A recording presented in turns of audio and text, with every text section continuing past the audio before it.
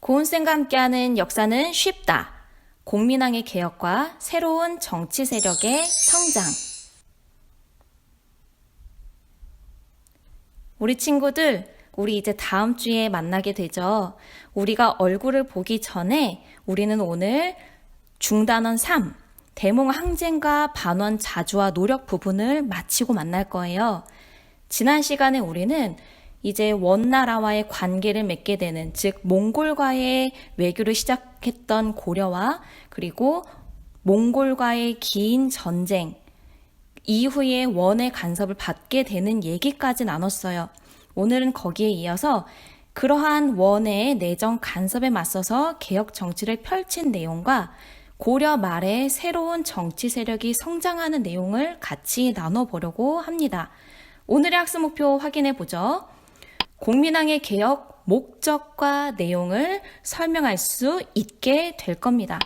그리고 새로운 정치 세력이 성장한 배경을 우리 친구들이 설명할 수 있을 거예요.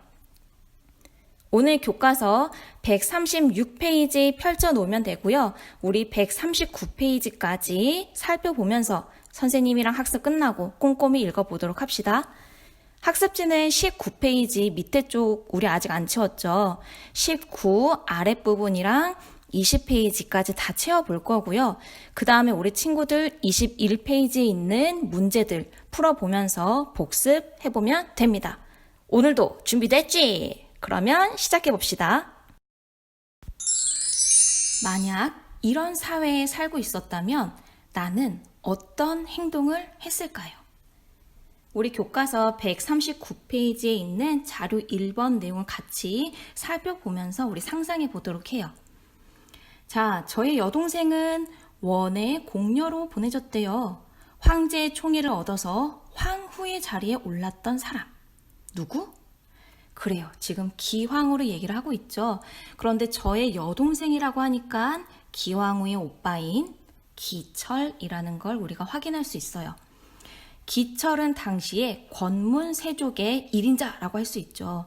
기철뿐만이 아니라 이 당시 권문세족이 어떠한 권력을 누리고 있었는지 기철을 통해서 살펴봅시다. 원으로부터 많은 재물도 얻었을 뿐만 아니라 정동행성의 높은 지위도 받았대요. 즉 높은 관직에 오르는 사람이 많았다라는 거죠. 그리고 높은 산과 큰 하천의 경계로 삼을 만큼 땅이 넓대. 어떻게 산과 하천의 경계로 삼을 수 있을까요? 땅이 진짜 어마어마하게 넓었다는 거지. 그 땅을 어떻게 경작하는고 하니 빼앗은 노비나 가난한 백성을 데려다가 경작을 한대요. 우리 친구들, 이렇게 누군가의 땅을 뺏었으면 그 땅에 살고 있던 사람들, 경작하던 사람들, 땅을 잃어버리겠죠. 그러면 잃어버리고 나니까 살 수가 없는 거야. 이런 사람들은 노비가 되기 쉽거든요. 원래는 난 노비가 아니었는데 이런 상황 속에서 노비가 돼버린 거예요. 뿐만 아니라 이 당시 권문세족은 형제와 친척들에게 관직을 내려주기도 했대. 이 기철이란 사람이요. 음서를 많이 이용했다라고 하죠. 이 내용 말고도 권문세족은 어마어마한 권력을 누리고 있었을 거예요. 만약에 이런 사회에 우리 친구들이 살고 있었다면 어떻게 행동하겠어요? 선생님도 곰곰이 생각을 해봤어. 난 뭘 할까? 생각해봤는데 나온 것 중에 하나는 짜잔, 요러지 않을까 싶어요. 나는 피켓을 들고 나갈 것 같아. 지금 이 사진 속에 어딘가 선생님이 있는데 찾을 수 있을란가? 우리 친구들은 어떻게 할지 생각해 보면서 우리 내용 이어가 보도록 합시다. 자, 이렇게 권문세족의 행패가 너무 심하니까 공민왕이 자주개혁 정치를 벌이게 됩니다. 그런데 우리 알고 가야 될 거 한 가지가 뭐냐면 공민왕이 집권했던 시기에는 원나라가 약해져 있던 시기예요. 그러니까 그만큼 간섭을 좀 덜 받을 수 있고 자주개혁을 외칠 수 있는 대외적인 분위기가 이루어졌겠죠. 자, 공민왕의 개혁 정치 5가지 선생님이 쪽쪽 뽑아놨어요. 이거를 지금 학습지에 있는 표에다가 우리 친구들이 채워볼 텐데요. 크게 공민왕의 개혁 정치는 원을 반대하는 반원 정책과 왕권을 강화하기 위해서 반대로 권문세족을 약화하는 모습이 보이는 정책으로 우리가 나눠서 살펴볼 수가 있어요. 이 내용이 지금 137페이지에 나와 있는데요. 자, 하나하나 선생님이랑 가보자. 먼저 반원 정책 3가지를 찾아볼 거예요. 원이 빼앗은 땅 되찾아야겠지. 여기 5가지 중에 뭐겠어요? 그래, 쌍성 총관부를 공격해서 영토를 확장합니다. 지도 볼까요? 여기에 보면 우리 원이 동령부, 쌍성 총관부, 탐라 총관부를 설치를 했는데 이제 충렬왕 때 동령부랑 탐라 총관부는 회복이 돼요. 그런데 끝까지 남아있던 게 쌍성 총관부였던 거죠. 이 지역을 공격해서 영토를 되찾습니다. 우리 여기 지금 보라 색깔로 칠해져 있는 부분이 바로 공민왕이 되찾은 지역이에요. 더 영토를 넓힌 것도 확인할 수가 있죠. 자, 그 다음 원의 풍습과 관련된 것도 뭔가 개혁을 했대요. 뭐겠어? 그래, 관제와 복식을 회복합니다. 왜 변발 유행하고 원날의 옷 유행하고 고려의 여러 통치기구 명칭도 바꾸고 왕을 부르는 명칭, 왕자를 부르는 명칭 다 바뀌었잖아요. 그걸 회복하는 모습을 보입니다. 그리고 원나라가 설치했던 기구도 없애야겠죠. 그래서 뭘 폐지해요? 그래, 정동행성을 폐지하는 모습을 통해서 우리는 원을 반대한다! 이 모습을 보인 거예요. 그리고 왕권 강화책의 일환으로 권문세족을 약화시키기 위해서 이것을 설치합니다. 또롱! 전민, 변정, 도감이죠. 선생님, 말이 너무 어려워요. 나도 그럴 것 같아서 준비했어. 전민, 변정, 도감이라는 것은 신돈이라는 사람을 등용해서 이제 공민왕이 이 일을 추진하게 하는데요. 밭 전자에 백성 민이에요. 그리고 분별하는 변, 바르게 할 정이에요. 즉, 밭이 이상한 사람한테 가 있는 거야. 원래 주인한테 없고. 또 백성 가운데 원래 노비가 아닌데 노비가 된 자든지 아니면 원래 주인한테 있지 않은 노비든지 이러한 백성들과 땅을 분별해내는 거예요. 막 세세히 조사를 해서 바르게 되어 있지 않은 것을 바로잡기 위한 게 바로 전민변정이고요. 도감이라는 것은 임시로 설치한 기구를 도감이라고 합니다.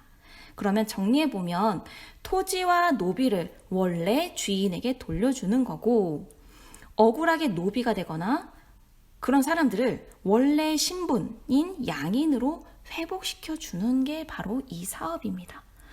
선생님, 저희 고려 초에 광종 때도 비슷한 거 있지 않았어요? 네, 맞습니다. 우리 광종의 노비 안건법 얘기를 했죠. 약간 비슷한 성격으로 우리 친구들이 이해할 수 있을 것 같아요. 이렇게 연관 짓는 모습 너무 좋아요. 그러면 마지막 남았네요. 왕권 강화책으로 친원 세력, 기철 등의 이러한 친원 세력들을 제거하는 모습을 보입니다.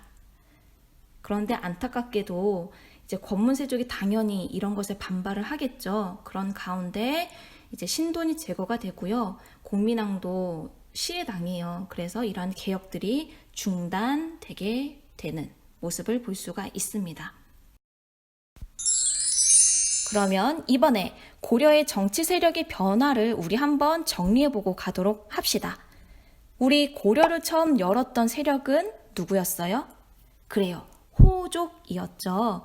우리는 호족이 등장할 수 있는 배경도 사상도 막 얘기했었지. 기억나요? 오케이. 가물가물하면 찾아보세요. 이러한 호족들이 시간이 지나면서 음서, 공음전, 과거제, 전시가 이런 것을 통해서 정치와 경제 권력을 강화시키고 뿐만 아니라 왕실과의 혼인을 통해서 더 세력을 뻗치죠. 대대로 높은 관직에 올라가기도 하고요. 우리는 이들을 문벌 귀족이라고 했습니다. 이런 가운데 문신이 더 많은 우대를 받다 보니까 참다 못한 무신들이 빵! 정변을 일으켰죠. 그래서 무신의 세상이 왔다가 원나라의 침입을 받게 되면서 우리는 이제 지배층이 한 번 더 변화를 했습니다. 원에 기대어서 성장한 세력들을 우리는 권문세족이라고 하는데요. 어떤 친구가 선생님한테 질문을 했어요. 선생님, 그러면 원나라에 기대어 성장한 사람들에는 이전에 있던 무신이나 문신들은 포함이 돼요? 안 돼요? 라고 질문을 했는데요. 아주 좋은 질문이야. 당연히 포함이 됩니다. 왜냐하면 이 당시 원 간섭기로 바뀌었을 때 계속 존속하고 있는 무신과 문신 세력은 계속 지배층으로 있겠죠. 그들까지 함께 우리는 권문세족이라고 부르는 거예요. 이해돼요? 오케이. 그리고 이제 오늘 만나보게 될 마지막 등장하는 정치 세력이 바로 신진사대부입니다. 선생님, 신진사대부 뭐예요? 네. 그래서 지금 알아보러 출발해보죠. 신진사대부의 성장입니다. 새로운 정치 세력으로 우리는 두 부류를 배울 텐데요. 그 중에 하나가 바로 신진사대부이죠.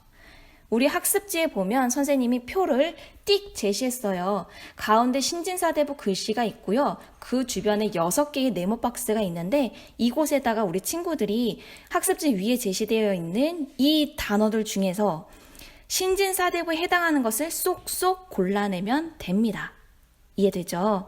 그러면 선생님이랑 교과서 138페이지를 같이 볼게요. 나 여기 혼자 읽고 싶지 않다. 혹시 선생님 수업할 때 목소리가 필요하신가요? 아니면 학습지에 빈칸 채우는 사람이 필요하신가요? 도움이 필요하시다면 저를 사용해 주세요 하는 친구들은 우리 오픈 카톡방에 아니면 우리 다음 주에 얼굴 볼 때 이제 지원을 해주면 선생님이 함께 수업을 좀 더 만들어 가겠어요. 적극적인 참여 부탁해요. 그러면 신진사대부의 성장 부분을 우리 같이 선생님이랑 읽어보도록 할게요. 여길 읽고 나서 채워봅시다. 자, 이들은부터 보죠. 첫 번째 줄 끝이에요. 이들은 대부분 지방의 향리나 하급 관리의 자제들로 명분, 도덕을 중시하는 성리학을 받아들였습니다. 성리학은 여기서 유학에 해당해요. 권문세족과 달리 과거를 통해 중앙의 관리가 되었으며 유교 지식과 행정 실무 능력을 바탕으로 성장하였다라고 했어요. 권문세족이랑 다르게 얘네는 지식도 있고 능력도 있구나 라는 걸 이해하고 갑니다. 신진사대부는 공민왕위 개혁을 추진하는 과정에서 크게 성장합니다. 중앙에 진출한 이들은 점차 독자적인 정치 세력을 형성하여 권문세족의 비리를 비판, 견제합니다. 또한 원과 명이 교체되던 시기에 명과 화친할 것을 주장하였으며 명에 가서 사신 역할을 성공적으로 수행하여 입지를 강화하기도 하였습니다. 그러면 이제 빈칸 채워보자. 위에 있는 말 중에서 쭉쭉쭉 신진사대부랑 관련된 거 찾아보는 거예요. 자, 첫 번째 줄부터 가봐. 뭐? 그렇지. 과거제가 신진사대부지. 음서제는 오히려 지금 권문세족이랑 가깝죠. 친명적이에요. 이제 원나라에서 명나라로 바뀌는데 원나라는 몽골, 유목민이 세운 국가라면 명나라는 기존에 있던 중국에 있던 그런 민족들이 세운 나라예요. 그리고 그렇지. 공민왕 때 성장하고요. 대농장과 노비 소유? 에이, 권문세족이지. 그리고 권문세족의 비리를 비판합니다. 이들은 지방 향리나 하급 관리의 자제였지요. 그리고 유교 지식과 행정 실무 능력이 출중했던 사람들이에요. 신진사대부의 특징 어때요? 좀 정리되고 이해되나요? 새로운 정치 세력의 성장에서 만나볼 두 번째 사람들은 바로 신흥 무인 세력입니다. 무슨 말이에요? 신흥이라는 것은 새롭다의 신자에 흥할 흥이에요. 새롭게 성장한 무인, 잘 싸우는 장군과 같은 세력을 신흥 무인 세력이라고 하는 거죠. 그냥 우리 친구들, 고려 말에 다시금 무인 세력들이 뭔가 성장하는 모습이 있구나 라고 이해하면 돼요. 이들이 성장할 수 있었던 배경이 있어요. 고려 주변이 혼란스러웠던 거죠. 지금 북쪽에는 홍건적이 침입을 하고요. 남쪽에는 왜구가 침입을 합니다. 이들이 고려와 갈등 관계에 있는 거지. 홍건적은 뭐냐면요. 이 당시 원나라에 이제 원 말기에 나타난 그러한 한족, 중국 민족이에요. 그러한 농민군인데 이 사람들이 원나라에 반대를 하면서 난을 일으키거든요. 그런데 이들이 붉은색 수건으로 만든 걸 이렇게 머리에다 둘러싼 거예요. 그래서 붉을 홍자에다가 수건 건자를 써서 홍건적이라고 얘기를 해요. 근데 이들 일부가 고려에 막 침입을 하는 거예요. 그러니까 얼마나 고려가 힘들어. 거기다가 남쪽에는 지금 왜구라고 하는 것은 일본을 얘기를 하거든요. 일본이 침입을 해오니까 고려가 너무 힘든 거예요. 자, 그럼 상황을 한 번 더 정리를 해보면서 우리 그럼 지도를 봅시다. 북쪽에서는 홍건적이 침입을 하고 있고요. 남쪽 봐봐. 일본의 그 녹색깔 왜구의 침입로를 보면 주로 해안가로 침략을 하죠. 그러면 해안가가 진짜 힘들었겠다라는 거 우리 상상해 볼 수 있죠. 상황 정리해 봅시다.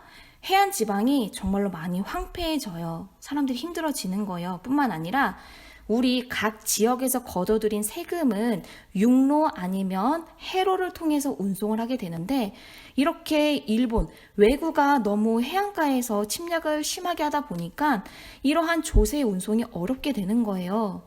당연히 국가 재정이 어려워지겠죠. 그래서 이러한 상황에 무인들이 반격을 하게 됩니다. 다시 지도 보죠. 여기 보면 지금 네모 안에 홍건적 격퇴는 노란색이고요. 약간 녹색을 띠는 게 왜구를 격퇴한 사람들이에요. 이승경, 이방실, 최영, 이성계, 박이 등등 이런 사람들의 활약이 어마어마하게 진짜 많았구나라는 걸 우리가 볼 수 있어요. 이러다 보니까 당연히 무인 세력들의 영향력이 고려 내에 강화되겠죠. 이런 가운데 난 이 결정 반대세! 바로 위화도 회군이 일어나게 됩니다. 무슨 결정을 반대한 거예요? 위화도 회군이 뭔데요? 네, 배경을 보죠. 이제 우리 중국 땅에서는 원나라에서 명나라로 바뀌고 있다 그랬잖아요. 명나라가 만들어지고 원을 더 북쪽으로 몰아내고 있는 상황이에요. 그러면서 명이 고려와 관계를 맺는데 고려를 명에 속한 나라 대우를 하는 거예요. 왜 자꾸 이러는 거야? 고려 또 기분 나빴겠죠? 그런 가운데 무리한 공물을 요구를 합니다. 그리고 뿐만 아니라 여기다가 옛날 원나라가 지배하고 있었던 이 지역을 우리 줘라고 요구를 해요. 거기가 바로 쌍성 총간부죠. 여기 계속 나온다. 당연히 당시 왕이었던 우왕과 그리고 이러한 신흥 무인 세력 중에 유명한 사람이 최영이었어요. 높은 관직이 있었는데 우왕과 최영이 반발을 하게 되죠. 그래서 명을 공격해야겠어 하면서 이 지역을 정벌하는 것을 추진합니다. 어디? 네, 요동이에요. 선생님이랑 이따 지도 보면서 요동 지역이 어딘지 한 번 더 확인합시다. 자, 그런 가운데 과정을 보죠. 자, 그런데 이렇게 요동 정벌하는 것을 반대했던 사람이 있어요. 그게 바로 이성계이죠.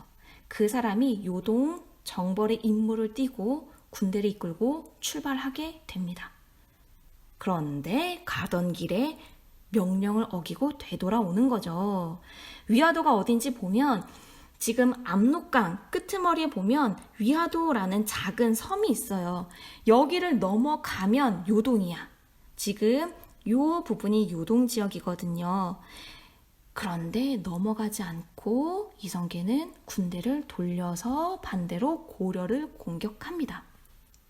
그래서 수도인 개경을 장악하고요. 최영과 우왕을 제거해 버리죠. 그리고 정치와 경제의 실권을 장악합니다. 그럼 여기서 우리 신진 사대부와 이러한 신흥 무인 세력이 뭔가 세력을 합하는 모습을 우리가 결론 지어 볼 수 있는데요. 그러려면 신진 사대부의 분화와 관련된 내용을 봐야 돼요. 자, 봅시다. 신진 사대부 안에서도 우리 왜 같은 어떤 주장을 하고 있어도 약간 주장의 색깔이 다를 수 있잖아요. 그것처럼 신진 사대부는 비슷한 환경에서 성장을 했지만 개혁을 하거나 아니면 나라와 관련된 입장이 조금씩 달라요. 온건파라는 것은 뭐냐면 개혁이나 아니면 무언가 바꾸는 것에 있어서 천천히 가자라는 거예요. 반대로 급진파는 말만 봐도 알겠죠? 빨리. 그게 바로 급진파예요. 주요 인물 확인해 봅시다. 온건파에는 이색 말고도 그 유명한 정몽주라는 사람이 있습니다. 전해 내려온 이야기로는 단심가라는 시를 지었다라고도 하는데요. 이 몸이 죽고 100번 고쳐주고 이런 시가 있어요. 자, 급진파 사대부는 또 유명한 인물이에요. 바로 정도전이죠. 똑같은 정씨 우리 친구들 헷갈리면 안 돼요. 정도전과 조준 등은 급진파입니다. 고려 유지 또는 개혁에 대한 입장을 보면 온건파 사대부는 고려의 전통 질서를 그대로 유지한 채 개혁을 추진할 것을 주장합니다. 이와 반대로 급진파 사대부는 고려 썩었어. 새로운 왕조를 수립하자라는 입장이에요. 이런 가운데 신진사대부 그리고 신흥무인 세력이 둘이 힘을 합칩니다. 그래서 조세와 토지 제도를 개혁하면서 이러한 개혁의 입장을 조금 반대하고 있는 온건파 사대부들을 제거를 하게 됩니다. 그리고 이 당시 왕이었던 공량왕이 이제 이성계에게 왕위를 넘겨주게 되죠. 이렇게 되면서 고려는 이제 멸망하게 되고요. 새로이 조선이란 나라가 건국되게 됩니다. 오늘 수업은 여기까지인데요. 우리 친구들 오늘 지난 시간에 이어서 원의 간섭을 받는 상황에서 원의 그러한 변동, 세계적인 변화 시기를 맞이하여서 개혁을 주장했던 우리 공민왕에 대한 얘기를 했고요. 그리고 이러한 고려 말에 새로 성장했던 신진사대부와 신흥무인 세력에 대해서 얘기를 하면서 이들이 힘을 합쳐서 고려를 멸망시키고 조선을 건국한 내용까지 얘기를 했습니다. 우리 이제 남은 거는 고려의 문화 부분이거든요. 선생님이랑 그 부분은 우리 다음에 같이 나눠보도록 해요. 자, 이제 학습지 우리 친구들 빈칸 한 번 더 확인하고 복습하면서 문제 풀어보세요. 문제 내용은 우리 온라인 클래스에 선생님이 그 학습지 풀어보는 문제 거기에 답안이랑 제시했으니까 확인해보면 됩니다. 교과서도 꼭 꼼꼼히 읽어보기. 약속. 오케이. 그대들 선생님이 응원하는 거 알죠? 우리 곧 봐요. 오늘 수업은 여기까지. 역사는 쉽다.